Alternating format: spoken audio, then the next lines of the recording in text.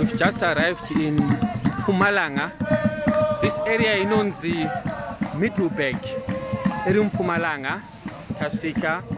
As I mentioned to you earlier, guys, first live ya taita kuti munhu yakashaika masisters ake vari pamadiaries. Saka vakawirwa nedambudziko ndobva vangokumbira kuti tivabatsirane. So now we are in Mpumalanga. The weather is bad, kuri kunaya, but we'll be able kuti kune hama dzaSimba vanokwanisawo vati havakwanise kuenda kuuya kubva kuJohannesburg vakwanise kuona live ineyi.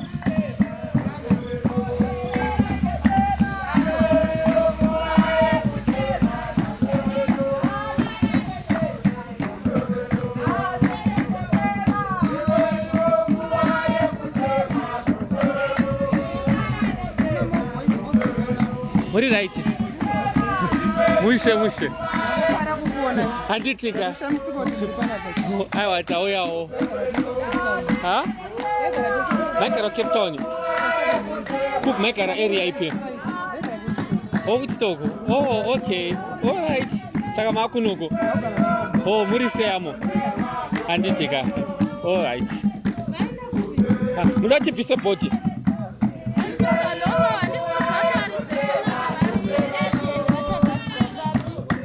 At least vakakudzai kuti tiri papi, then we can.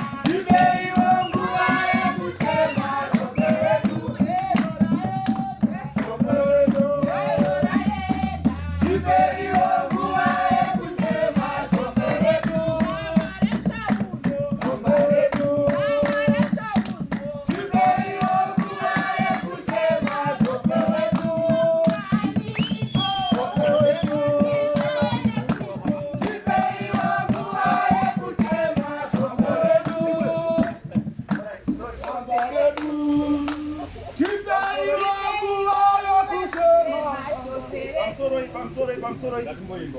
Program yedu yakutanga. Sasa tukumbura munhu wese apinde mba.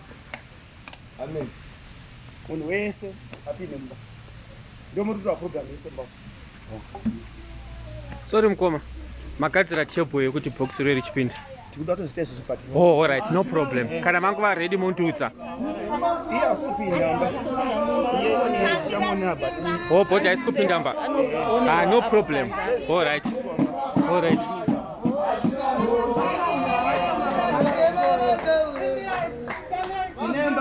Pindema. Atina time tu my silent time. Tumashe kwanguwa. Kukumbura na mai yese. Pinomba. Asa nakuzviwa. Muchoda mwe mvura. Ayo.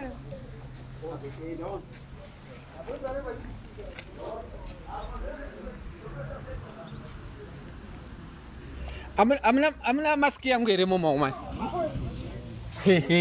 Amna maski yangu iri mumo. Wawe nayo. Umboyona.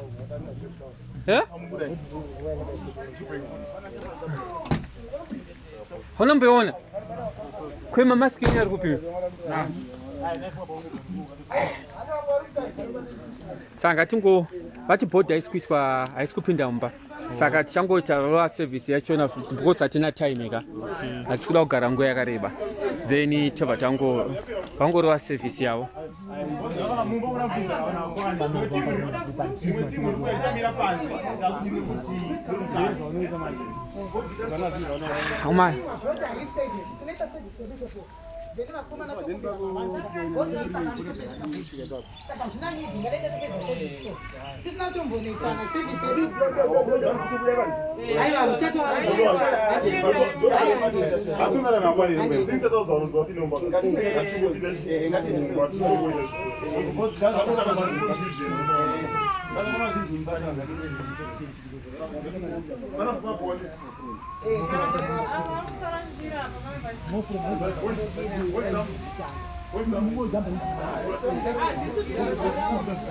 So anyway, we are tichiri kumpumalanga. Vanhu vari kubvunza kuti mukomana akashaika anonzani. Yeah. Huh? Takaisa casket. Yes. No, takaisa casket. Yeah. All right. Kwe mamuna kufurirwa ilo musati maolo. Oh no, tine casket. Maka takakusirai casket. Amakachoza rachona. Yes. All right. Muda kuti tise hapana.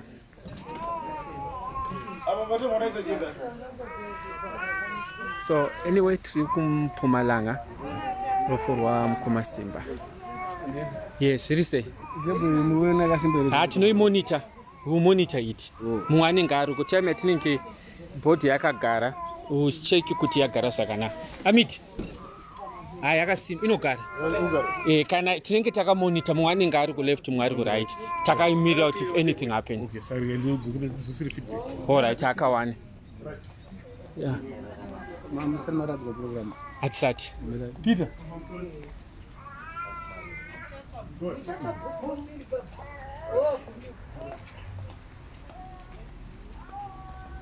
Vanofana kunzwa program yose na minutes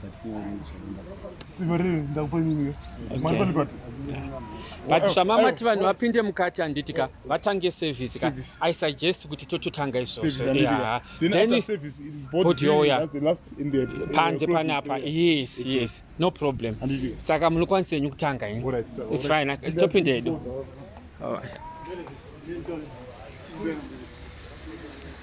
Ndichiri kutsvagawo masiki yangu abereki. Mungoninzwirawo tsitsi.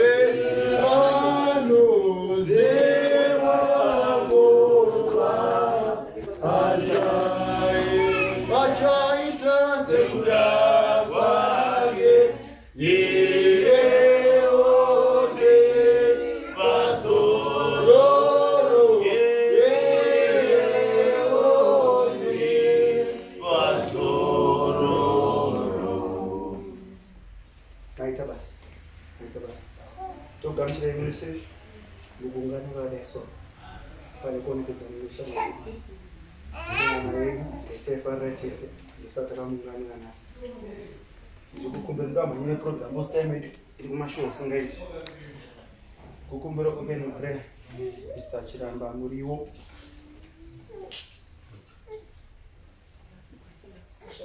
Mr. Chiramba wari panzera maybe you got a message Kaina Matei ndoitsira mamuro kuti mwari tinokuda naye panguva ino aiwa uchiona misodzi kugwadziwa kwevana venyu aiwa tinodana zita renyu panguva ino tikumbira kunyaradzwa nemi chivawo nesu zviitiko zvakaitika ndimunoziva zvese ndimunokutonga kwazvo aiwa mwari titenderewo nguva ino kufambise programu yenyu zvakanaka nyaradzai vana nemhuri yose yepasimba tinochema tose sehama neshamwari tichitarasikirwa neshamwari yedu asi tinotenda kuti imi munoda kwemberi yenyu norukudzo zvese ndi munoziva zvinofamba sei. Tinotenda kuti muchatiitira zvakanaka, urongwa hwose huchafamba zvakanaka. Mwari, tinokumbira kufambiswa nemi pose pane zvatichaita, tichiti chinyaradzaiwo hama dzose dzemwana wenyu kana mufi murugare. Tinotenda mberi nerukudzo ngazvigwe kwamuri nokuti zvinofanira zita renyu Mwari, kuburikidza nezita remwanakomana akatipira pamuchinjikwa Jesu Kristu. Tinonamata tichitenda kuti zvose muchatiitira kana mena nokusingaperi. Amen.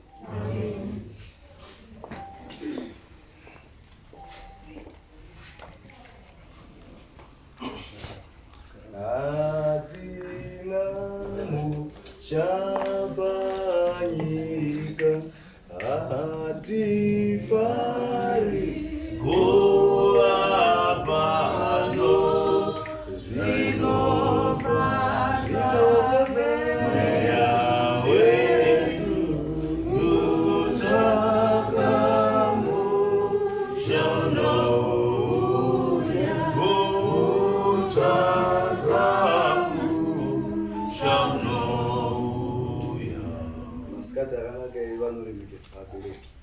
Shamwari neukama tinongotsinga tikanzozoruditsinamati baba edazorodema zita rajesu namuchoni tida kutenda panguva yenosha tichitenda makuunganiza pachitiko ichochi asimaona zvakafanira chivai nesu pachapinda mushoko renyu Mwari tida kuti ava vapenyu vasara vaunze shoko renyu muzita rajesu namuchoni.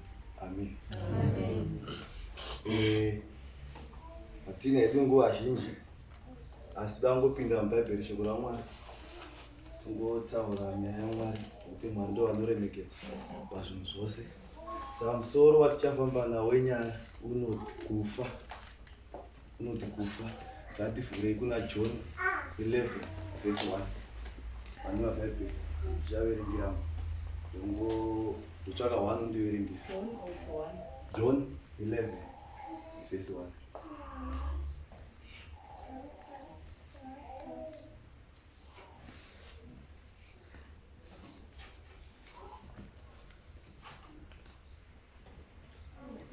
John 11 verse 1.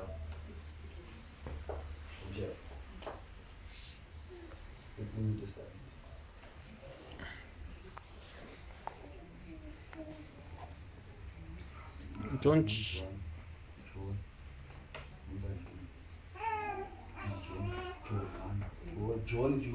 Oh, sorry about Joan Jaju. Wait, Joan 1. John 11 verse 1. Ndizvozvo zvaakareva akazoti kwavari, Lazaro hama yedu wavata, asi ndinoenda kuti 1 verse 11 verse 1. mumwe munhu wakanga achirwara wainzi Lazaro weBhetania, musha waMaria nomukoma wake Marta. Ndiye Maria uyu akazodza Ishe namafuta, akapisisa tsoka dzake nebvudzi rake, hanzvadzi yake yaida. Kwai mumwe munhu wairwara. Bhaibheri ikaenderera mberi ikati ndiye uya wakazodza Ishe tsoka. Akazodza Ishe mafuta mutsoka dzake. Kakuchinzi wakazodza Ishe hakusi kutaurwa madzimambo edu, kutaurwa Jesu. Tose toziva kuti Jesu ndo Ishe. But Lazaro ndiye akazodza Ishe mafuta. Enderera mberi. Amen. Hanzvadzi yake Lazaro wakanga achirwara. Zvino hanzvadzi dzake dzakatuma shoko kwaari dzichiti, Ishe tarirai uyo unodikanwa nemi unorwara. Kwaita mira ipapo nguva ifupi but tozatinde gaga. Kwanzi uyo unodikanwa nemi kureva kuti munhu waiva mudiwa waJesu Kristu. Isi kutevera Jesu Kristu watakahwambo. Asi uyu waitova mudiwa waJesu Kristu. Munazokuona kuinda nyaya yacho. Famba nayo. Jesu akati azvimba akati, kurwara uku hakusi kwokufa, asi kuti Mwari akudzwe nomwanakomana waMwari akudzwewo nazvo. Amen. Jamba posa paende pa 8. Vadzidzi vakati kwaari, Rabhi, vaJudha vakanga vachikutsvaka iko zvino, kuti vakutakai namabwe, zvino moendazve ikoko here?